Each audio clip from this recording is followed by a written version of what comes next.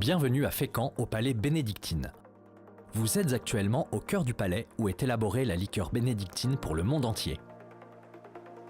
L'histoire de la liqueur bénédictine débute en 1510 à l'abbaye de Fécamp, lorsqu'un moine bénédictin, Dom Bernardo Vincelli, créa un élixir à base de plantes médicinales qu'il trouvait en abondance sur les falaises. Appréciée par le roi François Ier qui contribua à sa renommée, elle sera perdue lors de la Révolution. 300 ans plus tard, en 1863, Alexandre le Grand, négociant en vin fécampois, retrouve la recette dans des archives familiales et décide de la recréer. Il fit alors construire ce palais pour abriter la distillerie et ses œuvres d'art. Le palais bénédictine est donc un palais-usine, probablement unique en son genre.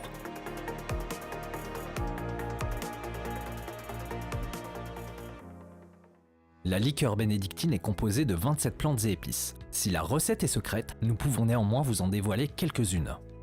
Ces ingrédients proviennent du monde entier et sont sélectionnés par un maître herboriste passionné, Ivano Tonuti. L'angélique, l'hysope et la mélisse en sont les principales.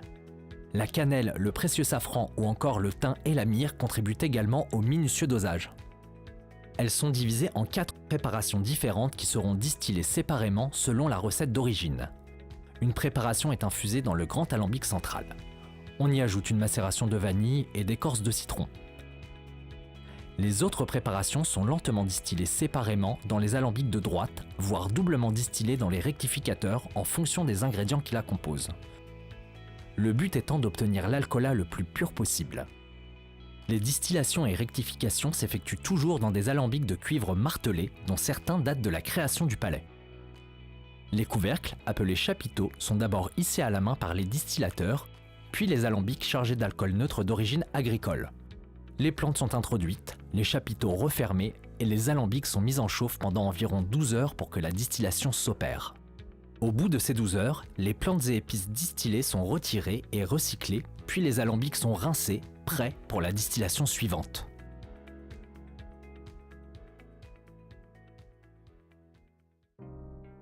Le produit issu de chacune des 4 distillations s'appelle un alcoolat, ou plus joliment un esprit, qui titre environ 80 degrés d'alcool.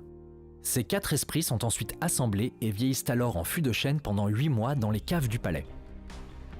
Cette étape est très importante car elle permet aux essences extraites des plantes et épices distillées de se marier harmonieusement. Après 8 mois, du miel et une infusion de safran sont ajoutés à l'assemblage.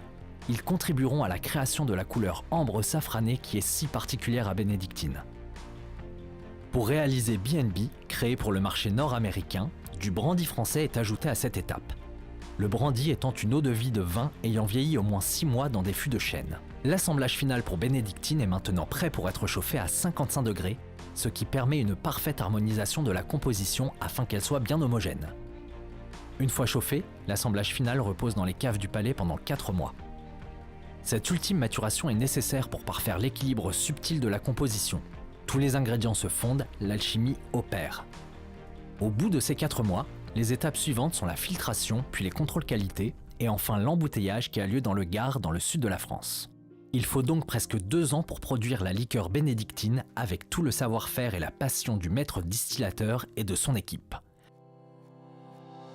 Parmi les expressions de bénédictine, l'exclusif single cask se déguste pur alors que bénédictine et B&B peuvent également être des composants essentiels de cocktails. Très appréciée des barmen et mixologistes du monde entier, elle se déguste en cocktails simples ou sophistiqués comme le Singapore Sling ou encore le Bobby Burns.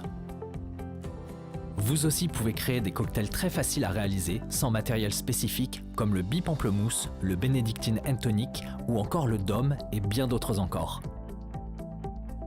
À l'issue de cette vidéo, vous pourrez voir quelques-unes des plantes et épices qui composent la liqueur bénédictine. Ensuite, un guide viendra vous chercher pour vous faire découvrir la distillerie, le cœur du palais, où vous pourrez admirer les fameux alambics de cuivre martelé, puis la cave où vieillissent pendant 8 mois les alcoolats assemblés après la distillation. Viendra alors le moment de la dégustation sous la verrière. N'oubliez pas d'emporter la carte des cocktails pour en réaliser une fois rentré chez vous. Merci d'être venu découvrir Bénédictine dans son étonnant et atypique palais.